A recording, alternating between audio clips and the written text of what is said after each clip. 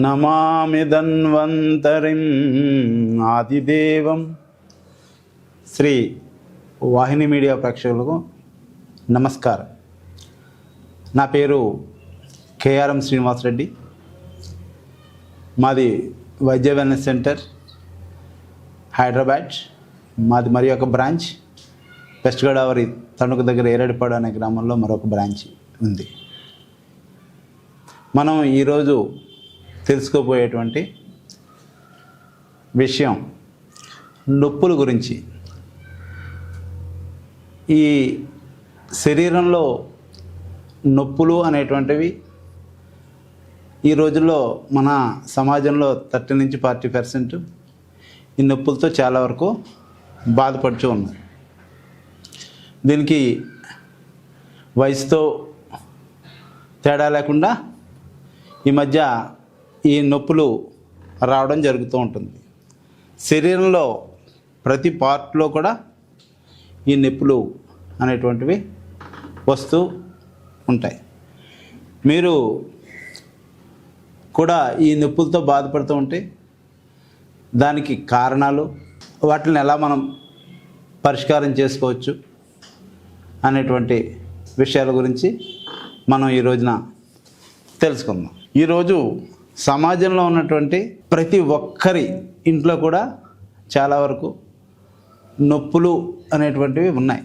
నొప్పులు లేని ఇల్లు లేదు అని మనం చెప్పచ్చు. దీనికి కారణాలు ఏంటంటే, మన శరీరంలో త్రిదోషాలు అనేటువంటివి ఉంటాయి. 1 వాతం, 2 పిత్తం, 3 కఫ. ఈ వాతము అనేటువంటిది ప్రకోపించినప్పుడు మన శరీరంలో ఈ నొప్పులు అనేటువంటివి ఎక్కువగా వస్తూ ఉంటాయి. తర్వాత ఇంకొక కారణం, మన శరీరంలో యూరిక్ యాసిడ్ అనేటువంటిది ప్రబలినప్పుడు కూడా మనకి ఎక్కువగా నొప్పులు అనేటువంటివి వస్తాయి. మనం ఇప్పుడు అసలు వీటి యొక్క లక్షణాలు ఎలా ఉంటాయి అనేటువంటిది మనం చూద్దాం. ఈ నొప్పులు అనేటువంటివి మనకి వచ్చినప్పుడు చేతుల్లోని కాళ్ళల్లోని తిమ్మిరి రావడం, తర్వాత మన యొక్క కండరాలు అనేటువంటివి బిగుసుకుపోవడం, తర్వాత మానసికంగా ఆందోళన అంటే ప్రశాంతత అనేటువంటిది లోపించడం, ఒక రకమైన కంగారు, తర్వాత జాయింట్స్ దగ్గర బాగా వాపులు వచ్చేసేసి ఎర్రగా తయారవుతూ ఉంటాయి. తర్వాత ఎక్కువగా చాలామందికి తలనొప్పి, తర్వాత పని చేయాలి అని అనిపించలేకపోవడం, తర్వాత కాళ్ళు చేతులు లాగడం, తర్వాత తల అనేటువంటిది బాగా తిరగడం, తర్వాత బీపీ పెరుగుతుంది, పల్స్ ఏమో డౌన్ అయిపోతూ ఉంటుంది. ఈ లక్షణాలు అనేటువంటివి చాలా వరకు ఈ నొప్పుల్లో మనకి కనిపిస్తూ ఉంటాయి. ఈ లక్షణాలు ఉంటే మనం దీన్ని ఇంగ్లీష్లో ఫైబ్రోమయాలజీ అని అంటాం. దీనికి పరిష్కార మార్గాల గురించి మనం తెలుసుకుందాం.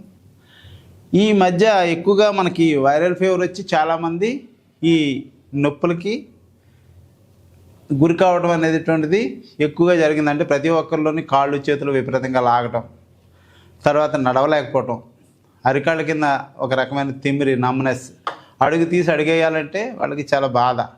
ఇటువంటివి చాలామంది ఎదుర్కొన్నారు. తర్వాత క్రానిక్ ఇన్ఫ్లమేటరీ డిజార్డర్స్ లైక్ మనకి ఆర్థరైటిస్, తర్వాత సొరియాటిక్ ఆర్థరైటిస్, తర్వాత ఆస్టియో ఆర్థరైటిస్, తర్వాత మనం చెప్పుకుంటే గౌట్ ఆర్థరైటిస్, అలాగే మనం యాంక్లైజింగ్ స్పాండిలైటిస్, వీటిల్లో కూడా మనకి చాలా వరకు శరీరంలో నొప్పులు అనేటువంటివి వస్తూ ఉంటాయి. ఇదే కాకుండా మనకి శరీరంలో కొవ్వు పేరుకుపోయి కండరాలు మనం చేతితో ఒత్తినప్పుడు చాలా మనకి టైట్గా అనిపిస్తూ ఉంటుంది, అది నొప్పిగా అనిపిస్తూ ఉంటుంది. ఆ కొవ్వు అంటే మనకి అది ఎత్తెత్తుగా కనిపిస్తుంటుంది ఆ నరాలు ఉబ్బి. అది కూడా మనకి ఒక రకంగా అక్కడ పెయిన్స్ రావడానికి అనేటువంటిది కారణం ఉంది. ఇప్పుడు దీనికి మనం పరిష్కార మార్గాలు, దీనికి నివారణోపాయాలు ఏంటి అనేవి మనం ఆలోచిద్దాం. నివారణోపాయాల గురించి మనం చెప్పేటప్పుడు నొప్పులు అనేటువంటివి ఇవి తాత్కాలికమే, ఇది పర్మనెంట్ కాదు అనేటువంటి ఒక పాజిటివ్ మైండ్ సెట్లో మనం ఉండాలి. అంతేగాని అమ్మో నాకు నొప్పులు వచ్చేసినాయి, నేను ఇంక నడవలేను, నేను ఇంక చేయలేను అనేటువంటి భావన అనేది మన యొక్క మైండ్లోంచి తీసేయాలి. తర్వాత మధ్యాహ్నం మనం ఎక్కువగా ఎస్పెషల్లీ శీతాకాలంలో మధ్యాహ్నం నిద్ర అనేటువంటిది పోకుండా సాయంత్రం కొంచెం ఎర్లీగా భోజనం చేసిన తర్వాత ఒక 2-3 అవర్స్ గ్యాప్ ఉంచి నిద్రపోవటం ద్వారా ఈ బాడీలో ఉన్నటువంటి నొప్పుల్ని మనం పరిష్కారం చేసుకోవచ్చు దీని ద్వారా. తర్వాత రెగ్యులర్గా మనం వ్యాయామం చేయటం, రెగ్యులర్గా మనం వ్యాయామము తర్వాత యోగా ఇటువంటివి చేస్తూ ఉండాలి. తర్వాత మనకి దగ్గరలో ఏమన్నా మసాజ్ సెంటర్స్ మంచిగా ఉంటే మసాజ్, తర్వాత స్టీమ్ ఇటువంటివి చేయించుకుంటూ ఉంటే మనకి ఈ నొప్పులు చాలా వరకు మనకి ఉపశమనం కలుగుతూ ఉంటుంది ఈ నొప్పుల వల్ల.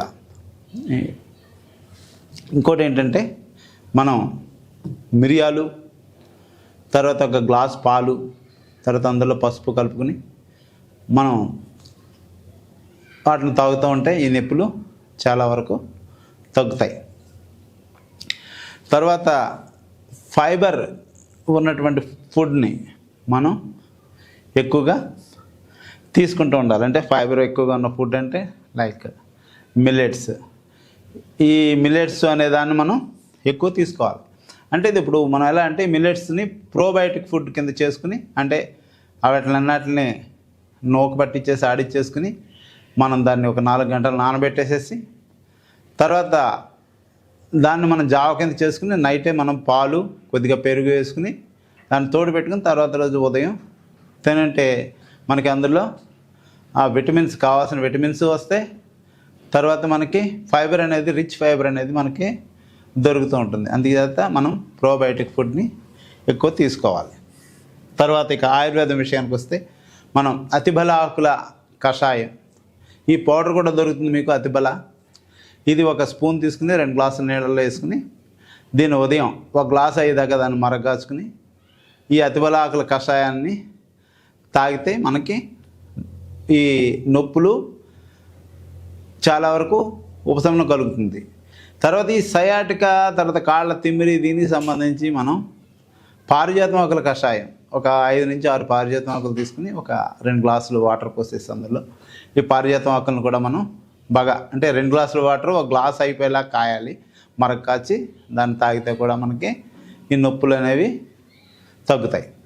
తర్వాత ఈ ఆర్థరైటిస్తో బాధపడే వాళ్ళకి ఒక మంచి మందు మీరే ఇంటికాడ తయారు చేసుకోవచ్చు. ఇది మన గృహంలో మన ప్రతి ఒక్క వంట ఇంట్లో ఉండేటువంటి ఈ పదార్థాలు శొంఠి, బెల్లం, తర్వాత ఆవు నెయ్యి.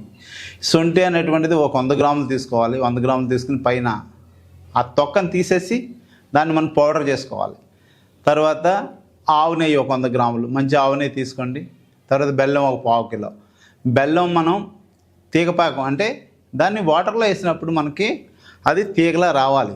వచ్చినప్పుడు దాంట్లో మనం ఈ శొంఠి పొడి వేసేసి అందులో మధ్యలో దీన్ని నెయ్యిని కూడా యాడ్ చేసి ఒక లేహ్యంలో తయారు చేసుకుని దాన్ని కుంకుడు గింజ అంతంత ఉండలు ప్రొద్దుట సాయంత్రం మనం కంటిన్యూ చేస్తే ఆర్థరైటిస్లో కూడా ఇది ఈ ఆర్థరైటిస్ నొప్పులు, ఏ రకమైన ఆర్థరైటిస్ అయినా సరే, మీకు ఆస్టియో కానీ లేకపోతే ఈ తర్వాత సొరియాటిక్ ఆర్థరైటిస్ కానీ లేకపోతే గౌట్ ఆర్థరైటిస్ కానీ, మీకు దీని నుంచి ఉపశమనం పొందడానికి ఇది వజ్రాయుధంలాగా ఈ మెడిసిన్ అనేది పనిచేస్తుంది. ఎందుకంటే ఇది అనుభవం, ఓకే, ఎన్నో సంవత్సరాల నుంచి చేస్తున్నటువంటి మెడిసిన్.